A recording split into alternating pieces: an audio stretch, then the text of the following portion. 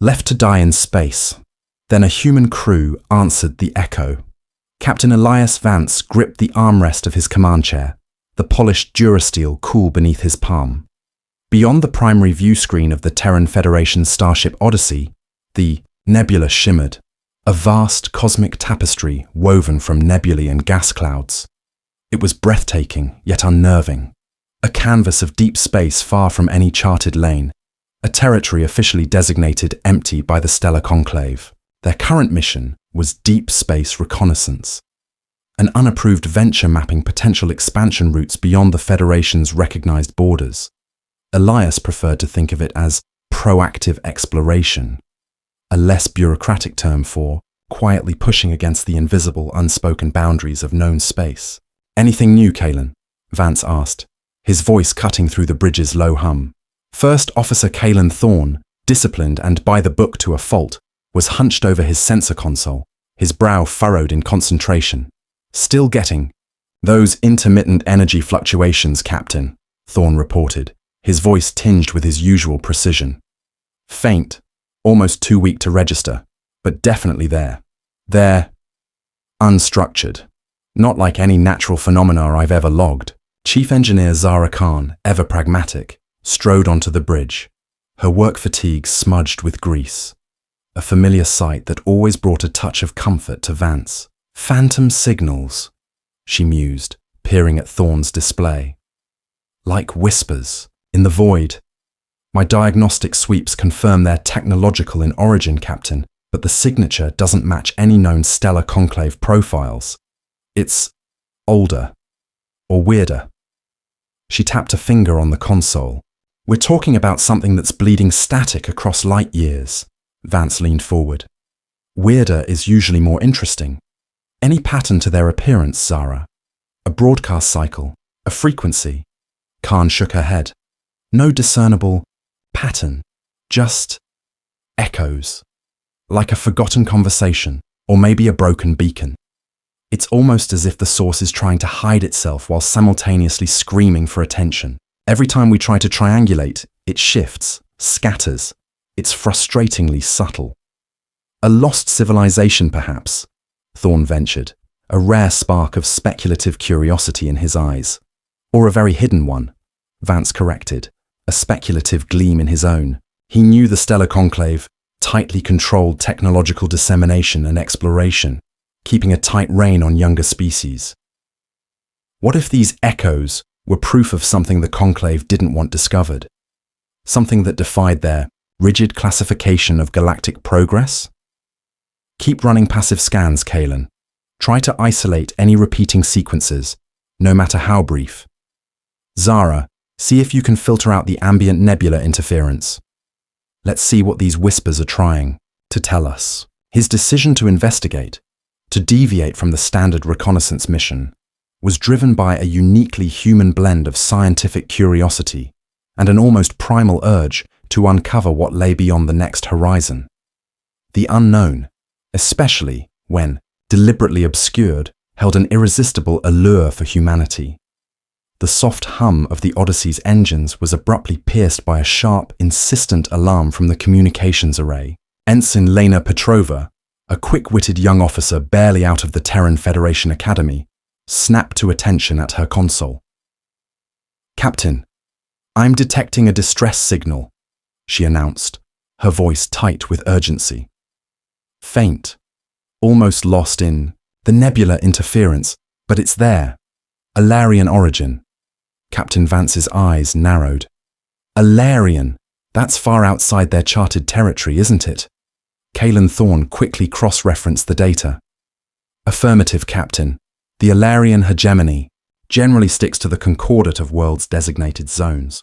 This is deep within an unsanctioned exploration sector." The alien voice crackled over the speakers, distorted but undeniably desperate. "This is the Alarian science vessel Star Whisperer. Life support critical. Engines failed. Sabotage. Suspected. Requesting immediate assistance. Any vessel. Please." The transmission dissolved into static and the chilling sound of failing systems. Zara Khan, who had been analyzing the last phantom echoes, moved to Petrova's station. Sabotage, huh? That explains why they're so far out. Someone wanted them, lost. Vance's mind raced. Standard conclave protocol dictated reporting the distress call to the nearest conclave authority and awaiting their official response. But he knew the bureaucracy of the conclave. An Alarian vessel, so far off course, with claims of sabotage involving potentially forbidden research, the response would be slow, riddled with inquests, and likely too late. The Star Whisperer's power readings were plummeting, the ship's energy signature fading like a dying ember. How long do they have, Lena? Petrova's fingers danced across her console. At current decay rates, maybe 20 hours, Captain. Less if the sabotage accelerates. 20 hours, Vance echoed, his gaze sweeping across his crew. 20,000 light-years away, a crew of sentient beings was dying. The conclave might leave them to their fate, deeming them expendable for violating unseen rules. But humanity had a different rule, etched into their very being through millennia of struggle and survival. Never leave anyone behind. Captain, Thorne began, our mission parameters dictate minimizing contact with established species, especially outside approved zones. Direct intervention could lead to diplomatic complications with the Alarian hegemony and the Stellar Conclave. Vance met his first officer's gaze. Complications, Kalen, or a chance to do what's right. Those are living beings. They're asking for help. He turned to Petrova. Lena, plot an intercept course. Maximum burn. Zara, prepare for emergency docking procedures. Prioritize life support systems. Kalen, send a tight beam response. Alarian. Vessel, this is Captain Elias Vance of the Terran Federation ship Odyssey. We've received your distress signal. Hold tight. We're coming to get you. A quiet sense of purpose settled over the bridge. The decision had been made, driven by that stubborn, empathetic core of humanity. The Odyssey surged forward, leaving the phantom echoes behind, now racing towards a very real, very desperate cry for help. The Odyssey shuddered faintly as its grav drives compensated for the dying field of the Star Whisperer. Captain Vance watched the viewscreen where the Alarian vessel drifted like a derelict leviathan. Its once vibrant cerulean hull was now dull and flaking, scarred with impact points and internal pressure ruptures that bled faint spectral light into the black. That's worse than the diagnostics indicated, Chief Engineer Zara Khan murmured, her voice grim. Life support must be almost gone. They've held out with incredible resilience, Dr. Aris Thorne commented from her medical station, ever the xenobiologist. Their physiology must be remarkably hardy. On the Star Whisperer's communication channel, High Scholar Kyla's voice, though weak, still carried a note of formal dignity. This is High Scholar Kyla of the Alarian hegemony vessel Star Whisperer. We read you, Terran Odyssey. Our situation is dire. We did not expect rescue. You are far from known Terran space. Never leave anyone behind, High Scholar, Vance replied, his voice calm and firm. That's our way. Our ETA is 10 minutes. Prepare your crew for immediate evacuation. Our sensors indicate your hull integrity is compromised in several sections. As the Odyssey maneuvered into docking position, Vance could see the Alarian survivors through their primary viewport. A dozen or so figures, their multi-jointed limbs and intricate scale patterns barely visible in the Star Whisperer's emergency gloom. High Scholar Kyla, taller and more ornate in his faded robes than the others, stood stoically at the airlock, a picture of exhausted pride. The airlock hissed open, revealing Captain Vance standing face to face with an Alarian for the first time. Kyla was slender, his blue-green scales now muted by days without proper sustenance. His large, multifaceted eyes, usually sparkling with intellectual curiosity, were dulled by fatigue. Captain Elias Vance, I presume? Kyla extended a multi-jointed hand, palm up, a gesture Vance recognized from cultural briefs as a formal greeting. High Scholar Kyla. Vance mirrored the gesture, his human hand meeting the Alarian's cool, scaled one. Let's get your people to safety. Our diagnostics show significant instability in your core systems. We need to move fast. Over the next 30 minutes, the Terran crew moved with remarkable speed and efficiency. Human Marines, equipped with specialized emergency transport gear, entered the Star Whisperer, carefully assisting the weakened Ilarians. Vance watched with a swelling sense of pride as his crew, trained for every contingency, worked tirelessly. They carried those too weak to walk, their strong arms supporting frail alien forms, and administered preliminary medical aid with an unexpected familiarity with Ilarian physiology. Dr. Aris Thorne had already set up a triage area just inside the Odyssey's docking bay, barking gentle instructions and applying bioscans. As Kylar was the last to be guided across the threshold onto the Odyssey, he paused, turning for a final mournful look at his dying vessel. The Star Whisperer, his home for over 2 centuries, was slowly succumbing to the void. He clutched a small crystalline object, no larger than his palm, tucked subtly into a fold of his tattered robes. It was a movement so swift, so practiced, it would have gone unnoticed by anyone not trained for close observation. Vance, however, caught the subtle shift. His eyes narrowed slightly. Secrets indeed. "We can talk once everyone's settled, High Scholar," Vance said, gently guiding Kylar toward the medical bay. "But I have to ask, what were you doing so far off course in this unmapped sector?" Kylar's multifaceted eyes flickered. "Captain, Vance, you have saved our lives. The Ilarian hegemony is indebted. But our mission, it was not widely known, and my suspicions regarding its demise are profound." He paused, his voice barely a whisper. "Perhaps, Captain, it is a discussion. For a time when my crew is no longer fighting for their very breath." Vance nodded, a silent agreement passing between them. "Fair enough, High Scholar. Welcome aboard the Odyssey. You're safe now." As Kylar was led away by Dr. Thorne, Vance's gaze lingered on the dying Star Whisperer.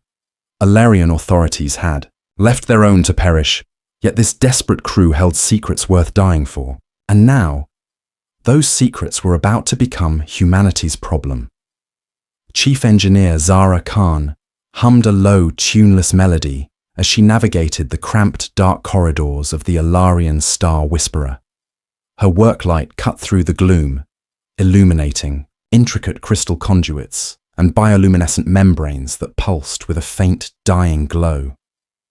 "Fascinating, truly," she muttered to herself, running a gloved hand over a section of what appeared to be the ship's primary power trunk.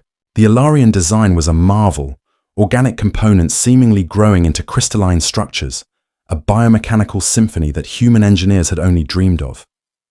It was beautiful, but she wasn't here to admire it. "How's it going in there, Chief?" Captain Vance's voice crackled over her comlink.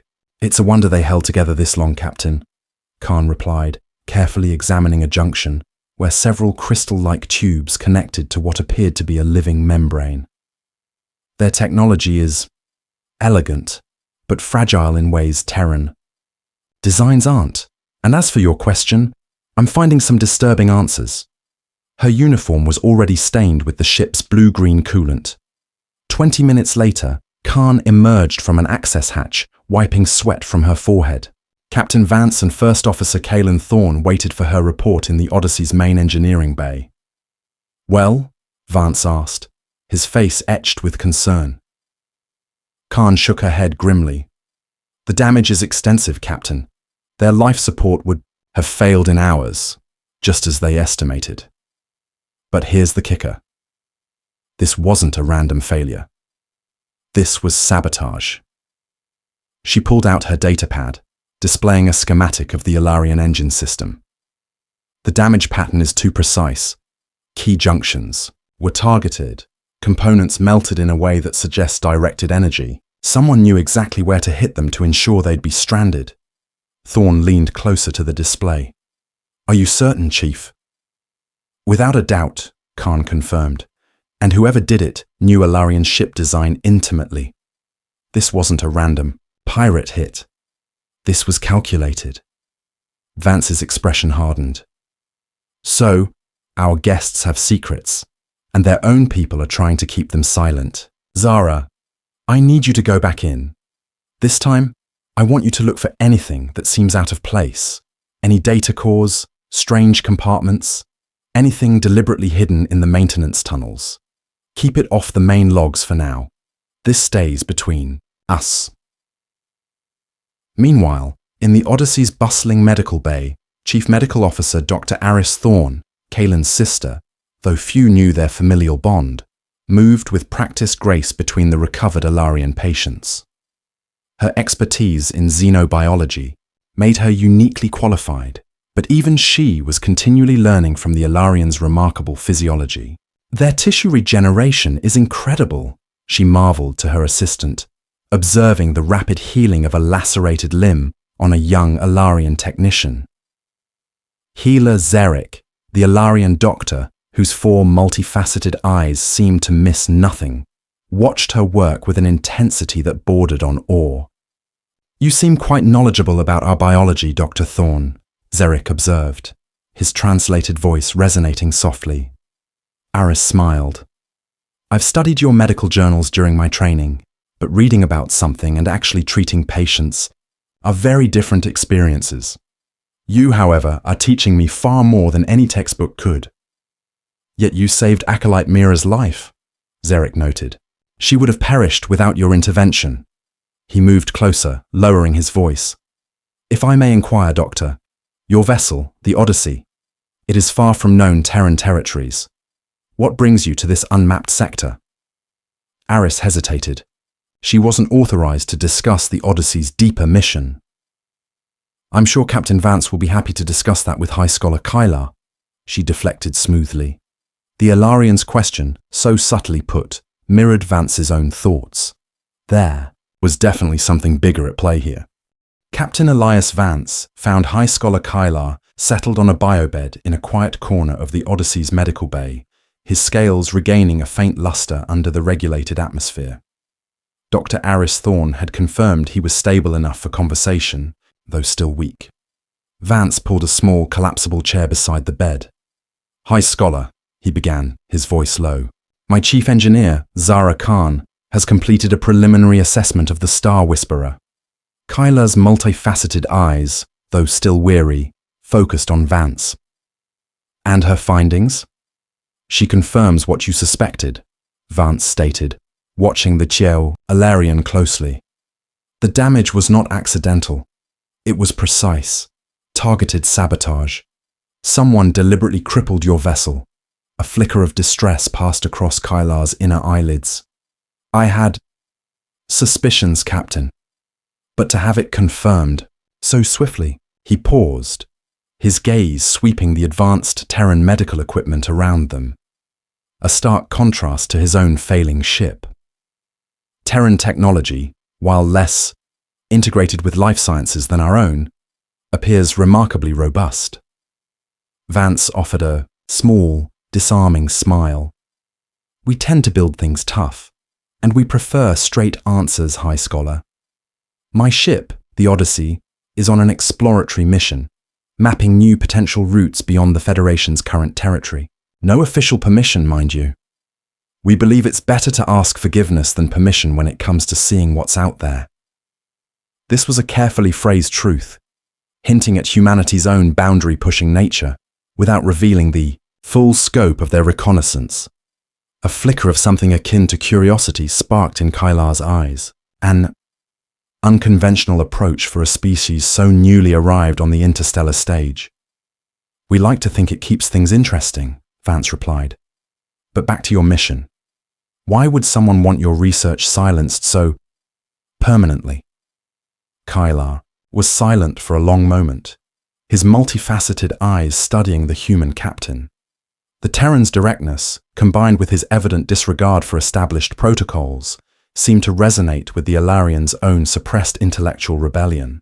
He glanced around, as if ensuring they were not overheard, though the medical bay's soft hum made that unlikely. Captain Vance, he began, his voice dropping to a near whisper. My mission was also not entirely what the hegemony believed it to be. Officially, we were studying spatial anomalies in this sector, but we discovered something else.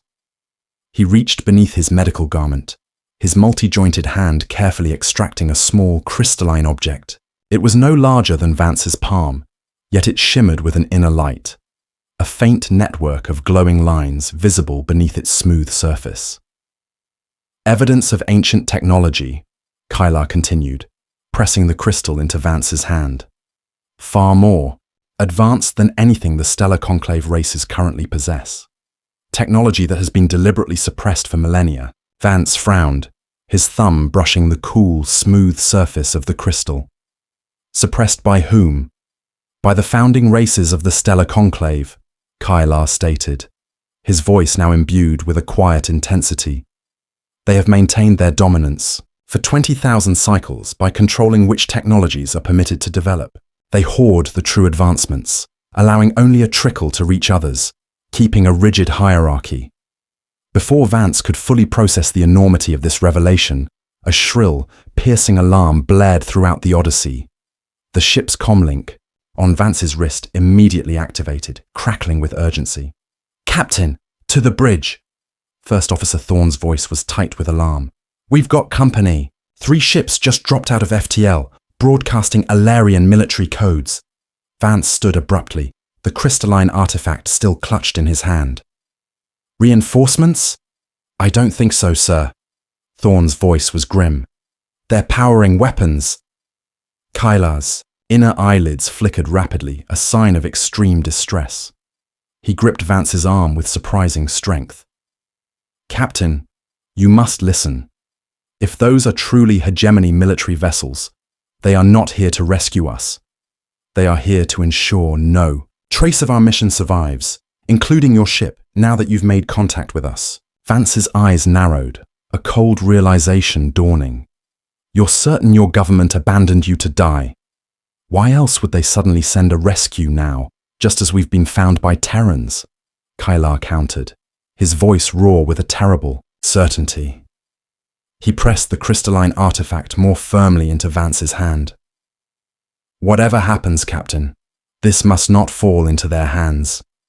This data, it is the truth they wish to bury." Vance instinctively tucked the crystal into his pocket without looking at it, his jaw set. "No one's dying today, High Scholar, not your crew, not mine." He activated his comlink. "Thorne, battle stations. Tell Jax Ryland to get up here double time. And Aris, prepare your patients for possible evacuation." As Vance strode from the medical bay, the weight of the crystal in his pocket felt immense. Whatever secrets the Alarians had discovered, they were indeed worth killing for. And now, those secrets were about to become humanity's problem too. Jax Ryland, Chief Security Officer of the Odyssey, his dark eyes fixed on the tactical display, barked orders to his team. 3 Alarian warships, Captain," he reported, his voice a low rumble. "They formed a blockade, weapon systems fully powered. They're hailing us." Captain Vance strode onto the bridge, his expression grim but resolute. "On screen," he commanded. The main view screen flickered to life, revealing an Alarian officer whose scales were a deeper, more vibrant blue than Kylar's, marked with intricate silver patterns that denoted high rank within the hegemonies. "Military. Terran vessel," the Alarian said, his voice cold and devoid of warmth. "This is Fleet Commander Xylos of the Alarian Defense Force.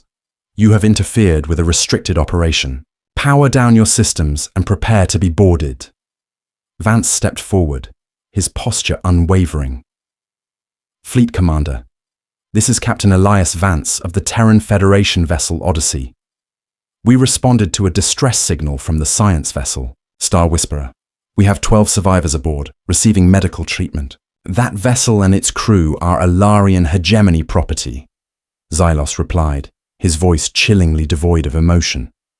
"Their mission was classified. By aiding them, you have violated multiple sections of the Concordat of Worlds."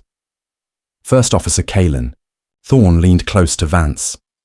"Sir, they're moving into attack positions." Vance gave a subtle nod, then addressed the Alarian commander once more.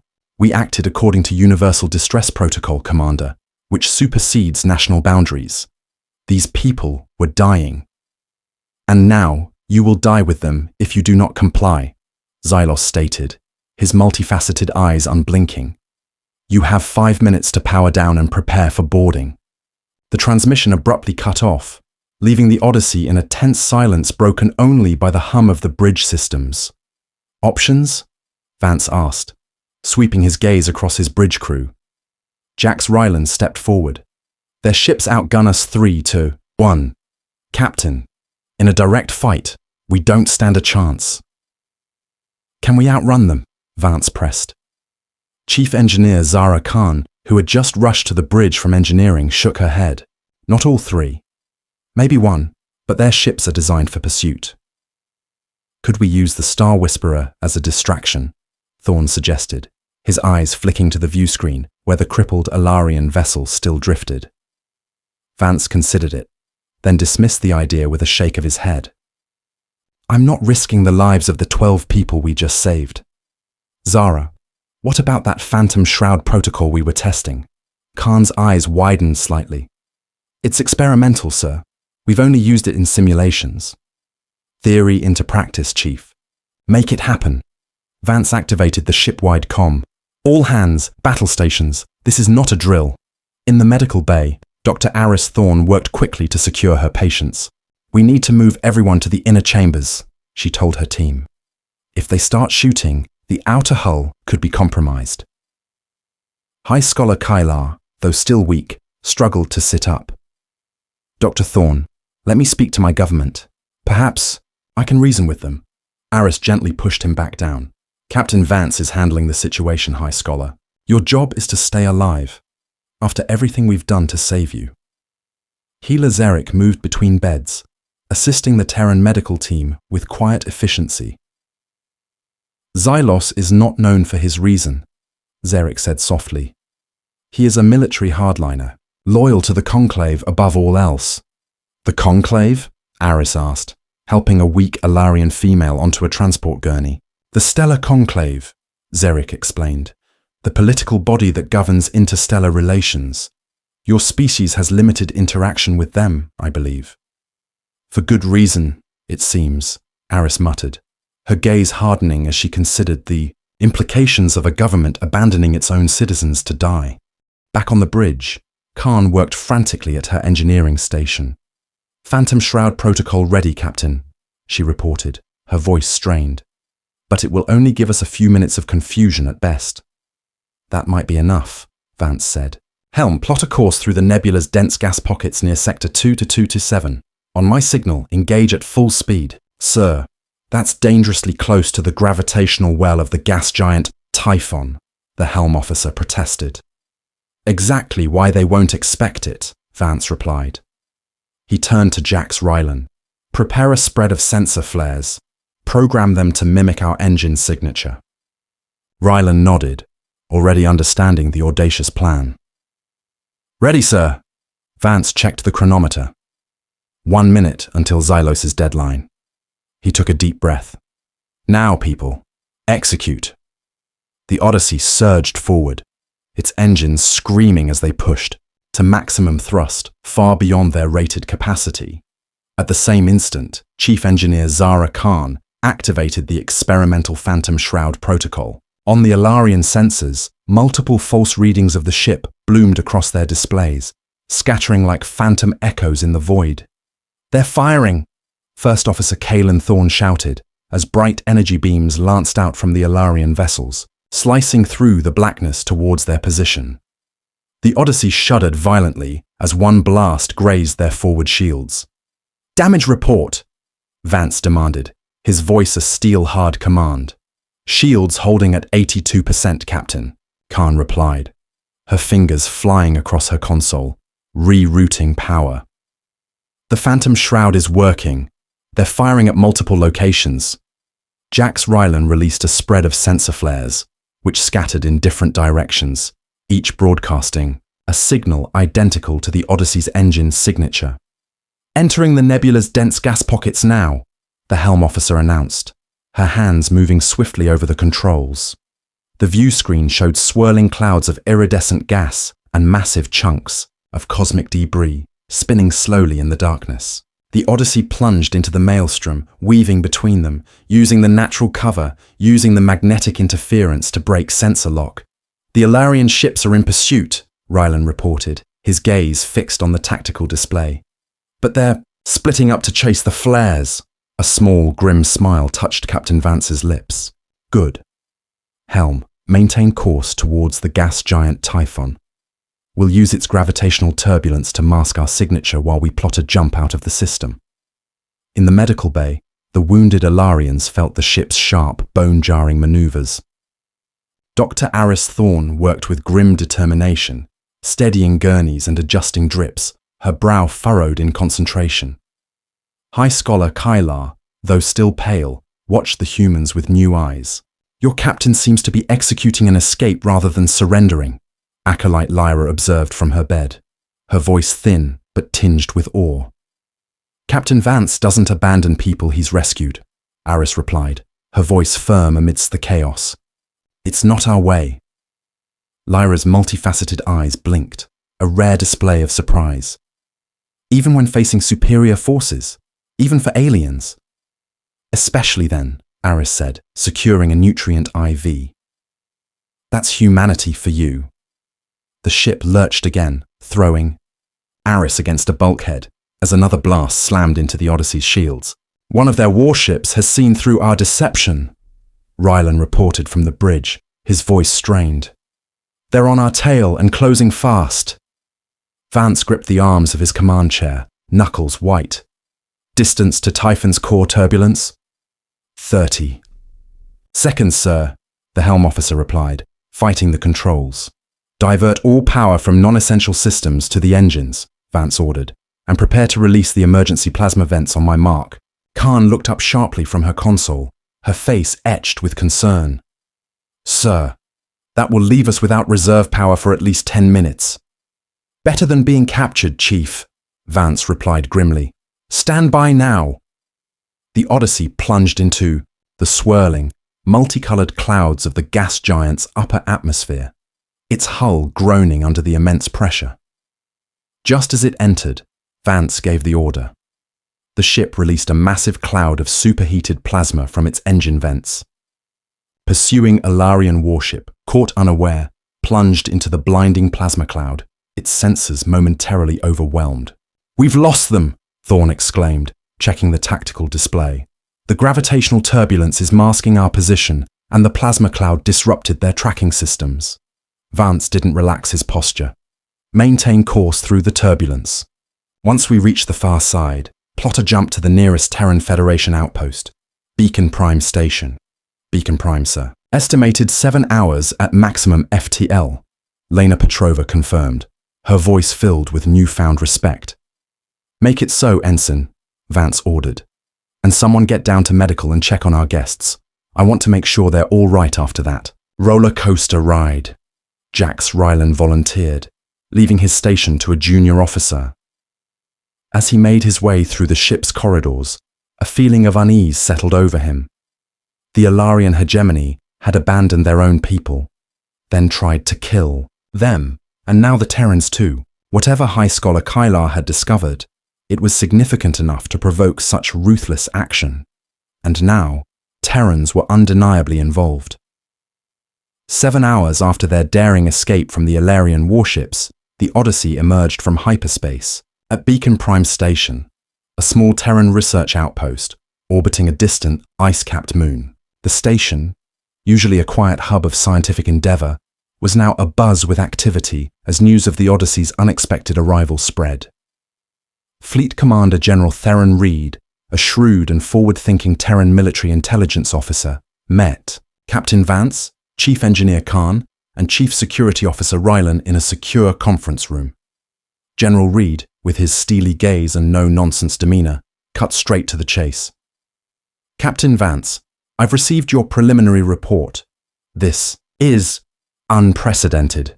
You're certain this wasn't a standard pirate attack? No, sir, Vance affirmed, placing the crystalline artifact Kylar had given him on the table. Chief Khan's analysis confirms deliberate sabotage, and High Scholar Kylar has provided further context. He gestured to Kylar, who sat quietly, beside Healer Zerek and acolyte Lyra, now recovering in the station's medical facilities but present for the briefing. Kilar, though still somewhat frail, straightened his posture. Commander Reed, the Stellar Conclave, particularly its founding races, the very architects of galactic order, have systematically suppressed advanced technologies for millennia. My vessel, the Star Whisperer, was on a mission to verify fragments of an ancient star chart. What we found was damning. He activated the crystalline artifact, and a holographic display shimmered above the table, showing complex schematics for what appeared to be an impossibly efficient propulsion system. This is just one piece, Kilar explained. We discovered dozens of similar artifacts at an abandoned site. The technology is far beyond anything currently in use, even by the oldest conclave races. Zara Khan leaned forward, her eyes wide with excitement. This drive system alone, General, would be at least 3 times more efficient than our current FTL technology. The power requirements are revolutionary. General Reed's expression remained guarded. And you believe the Stellar Conclave has been actively suppressing this technology, not just this, but all advanced technology? That is an accurate assessment, Kilar agreed. The 3 founding races have maintained their dominance for over 20,000 cycles by ensuring no other species advances too quickly. Jax Rylan, ever the pragmatist, interjected.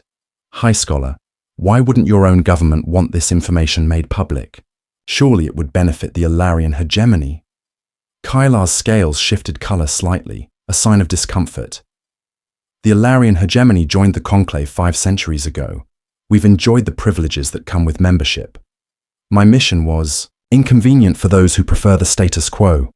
So they left you to die, Vance said flatly, his voice hard. And when that failed, they tried to eliminate all evidence, including our ship and crew. Precisely, Kylar confirmed. The room fell silent as the Terrans processed the enormity of this revelation. Dr. Aris Thorne, who had joined them after settling her patients in the outpost's medical facility, finally broke the silence. What do we do with this information? The Terran Federation isn't ready for open conflict with the Stellar Conclave. If we publicly accuse them of this conspiracy, we'll be dismissed as primitive troublemakers or worse. I didn't say that, Doctor, Reed replied with a slight smile. I said we can't go public, but there are other options. He leaned forward. Captain Vance, those strange phantom signals you detected earlier in the nebula, our long-range analysis of this new data suggests those weren't just random echoes. They were remnants of early desperate attempts by fragmented underground whisper networks across the galaxy. Vance's eyes widened in understanding. Species secretly researching suppressed technologies, seeking allies against the Conclave. Exactly, Reed confirmed. You didn't just stumble upon a distress call, Captain. You intersected with a pre-existing underground movement. He opened a secure data terminal.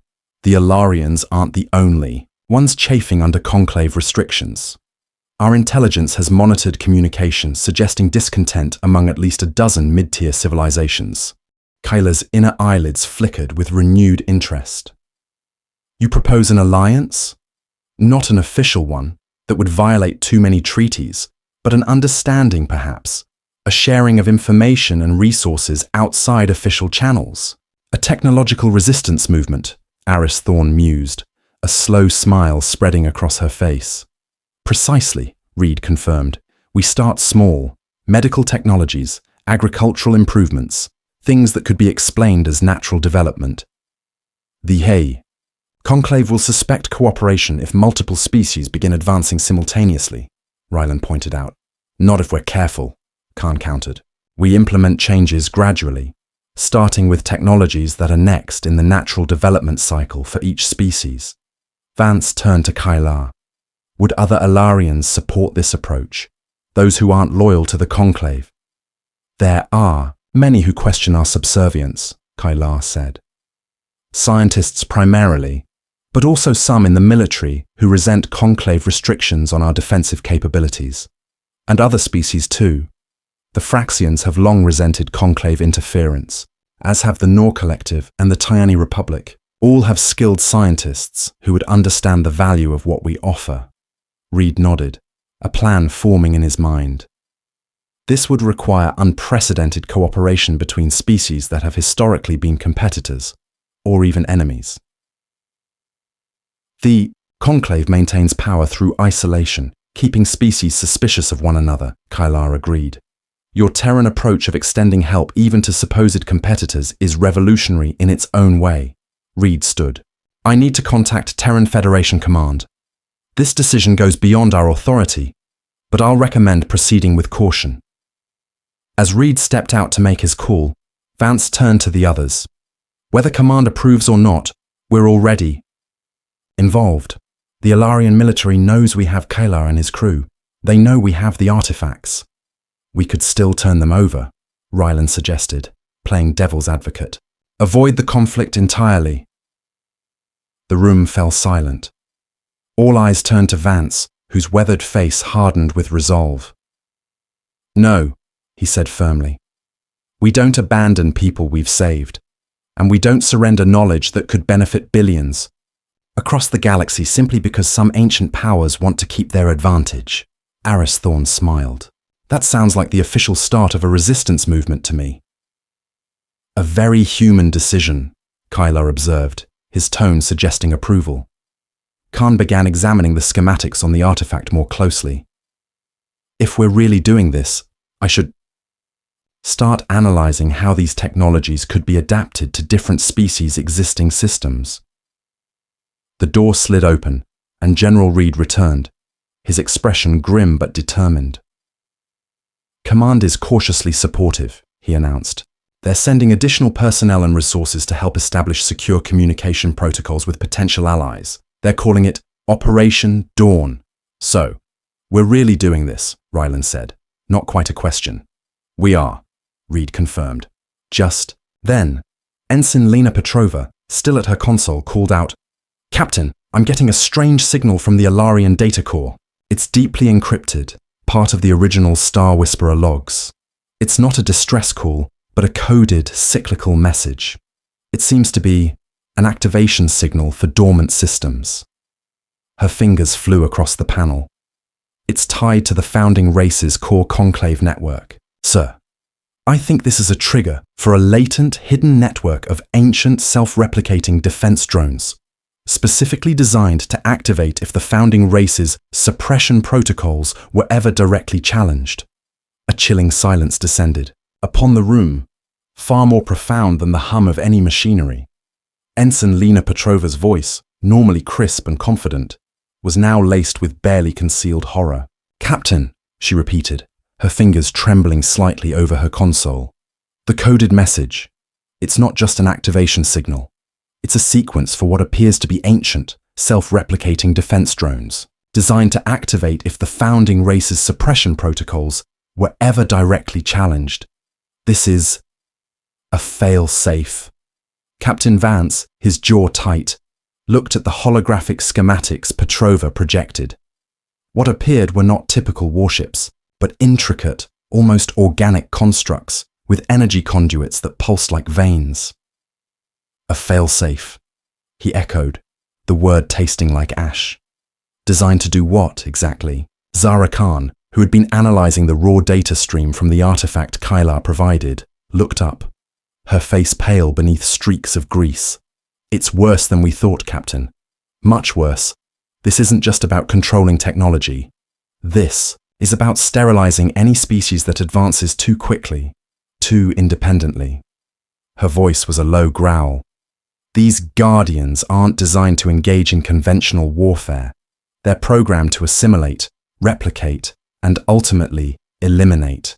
Hi. Scholar Kylar, his multifaceted eyes wide with dawning horror, sagged back onto his bed.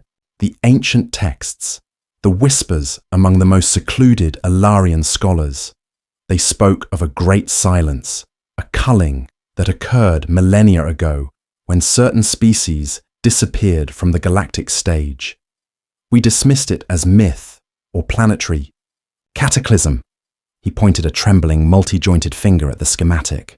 These are the instruments of that silence. General Theron Reed, his usual military stoicism momentarily faltering, stared at the display.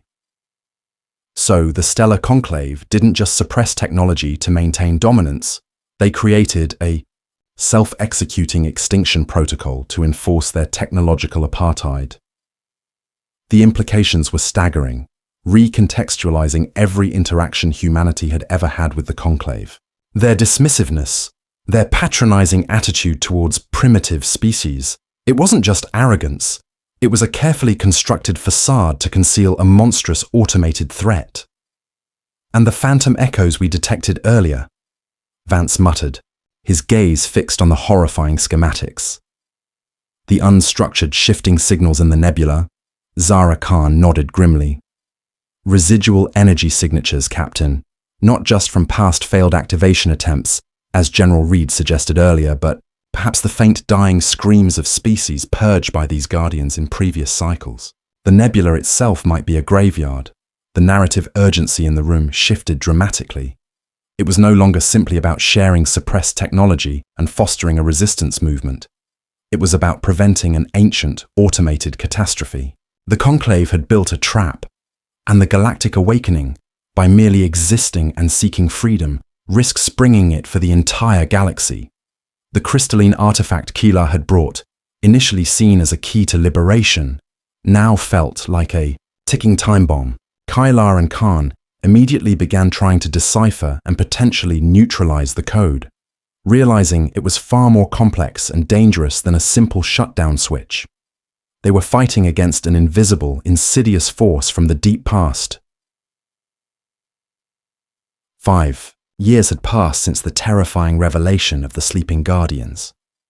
The Terran Federation, now the undeniable epicenter of what was rapidly becoming known as the Galactic Awakening, had operated in a precarious dance of open cooperation and calculated secrecy under the leadership of Admiral Elias Vance, now promoted for his foresight and decisiveness, and High Scholar Kylar, a revered figure within the burgeoning movement. Numerous species had received safe, advanced technologies, medical breakthroughs that cured ancient diseases, agricultural innovations that ended planetary famines, and energy systems that revolutionized power grids. Ensign Lena Petrova, now a seasoned liaison, worked tirelessly to coordinate the growing network of allied species, some of whom had once been considered rivals, or even hostile by the Stellar Conclave. The Conclave, meanwhile, watched, mystified, and increasingly alarmed by the widespread, coincidental technological leaps across a growing number of worlds. Admiral Vance and High Scholar Kylar stood in a private conference room aboard Unity Station, the Galactic Awakening's new clandestine central hub. The Conclave's suspicions are mounting, High Scholar, Vance stated, his face grim. Their observers have noted the widespread advancements, and their intelligence suggests the Alluran delegate has proposed increased restrictions on interspecies cooperation. Essentially, they're preparing to deploy spies, to monitor us more aggressively. Keelar's multifaceted eyes, now more vibrant than ever, flickered with concern. They suspect, but they have no proof of coordination. However, they are proposing monitoring stations in the territories of all member species. The Awakening faced a critical choice. They could continue in the shadows, risking the catastrophic activation of the sleeping Guardians, an automated response to any perceived significant challenge to the Conclave's established order. Or they could reveal themselves, directly challenging the old order and gambling that their combined strength and the sheer audacity of their defiance might prevent the ancient failsafe from completely annihilating them all. A grand meeting of representatives from all 27 species of the Galactic Awakening convened in Unity Station's central chamber. Some representatives appeared in person, others as holographic projections from distant worlds. Admiral Vance took his place at the head of the circular table, though the Alliance, by design, had no single leader. He was respected as the human who had helped start it all. "Friends," Vance began, his voice calm and clear, yet resonating with an undeniable authority. "For 5 years we have worked in secret, sharing knowledge that was kept from us for millennia. We've improved medicine, food production, energy, systems, all without drawing too much attention. He paused, looking around the table at the diverse faces. But that time is ending. The conclave has noticed our progress and is moving to stop it. We must decide now. Do we continue in the shadows, risking discovery and punishment, or do we step forward and challenge the old order directly? The chamber erupted in discussion. Some representatives argued for caution, others for bold action. The debate continued for hours, each species weighing the risks to their people. Chief Engineer Zara Khan, now the Chief Science Officer of the Awakening, finally stood to speak. The technologies we've recovered and developed together have given us advantages the conclave doesn't know about. Our ships are faster, our shields stronger. If conflict comes, we can defend ourselves. But at what cost? Asked the Nor representative, their crystalline form shimmering with concern. War benefits no one. Jax Rylan, who had left Terran Security to become the Awakening's strategic advisor, countered. Who said anything about war? We're talking about freedom, the right to develop without arbitrary restrictions. As the debate continued, Vance listened, weighing every argument, every risk. Finally, he stood again, and the room fell silent. I suggest a middle path, he said calmly. Not continued secrecy, which will fail eventually. Not war, which would devastate worlds. But open declaration of a new galactic alliance, one based on cooperation and shared progress rather than control. Kyla's inner eyelids flickered with interest. You propose we reveal ourselves? Yes, Vance confirmed. We invite all species to join us, including the founding conclave races. We make it clear that we seek partnership, not conflict. We show them that we've surpassed the need for their oversight. This was his audacious attempt to deactivate the ancient failsafe, to make the sleeping guardians irrelevant or controllable through an overt, undeniable act of unified cooperation. It was a gamble, but it was the most human gamble of all, betting on shared progress over enforced stagnation. The neutral space station designated Nexus Point buzzed with anticipation. Billions across the galaxy watched, transfixed, as Admiral Elias Vance stepped onto the central dais, his image broadcast on every public frequency. People of the galaxy, he began, his voice calm and clear, yet resonating with an undeniable authority. For too long, artificial barriers have been placed between us, between our peoples, our technologies, our potential. Today, we choose a different path. As Vance spoke, ships from all 27 species of the Galactic Awakening moved into a breathtaking formation around the station, a silent, powerful display of unity and strength. From sleek Terran cruisers to the crystalline vessels of the newly awakened Nor Collective, they symbolized a new era. We extend an invitation to all species, including the founding conclave races, to join us in this new era, Vance continued, his gaze sweeping across the unseen audience. We have survived in the cold of space, alone, isolated, left to die. We have learned that our greatest strength comes not from hoarding knowledge, but from sharing it. The response was immediate and overwhelming. Across the galaxy, species that had been denied full participation in galactic affairs for centuries rallied to the Awakening's call. Reports flooded Unity Station. Worlds long stifled by conclave restrictions declared their allegiance, their joy and hope palpable even across vast distances. The Stellar Conclave, faced with a unified front and their power base eroding by the hour, spiraled into disarray. But their countermove was not diplomatic. It was ancient, cold, and utterly terrifying. A shrill, piercing alarm unlike any battle. Station's alert blared across Nexus Point. On the bridge of the Odyssey, Lena Petrova's face, usually calm under pressure, contorted with dawning horror.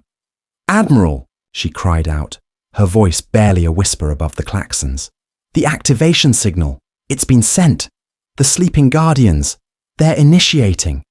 Admiral Vance's blood ran cold. His audacious declaration, intended to spark cooperation, had instead triggered the Conclave's ultimate failsafe. They had chosen annihilation over loss of control. The ancient, insidious extinction protocol was now irrevocably in motion. The very technology they had tried to free the galaxy from was now being unleashed upon it.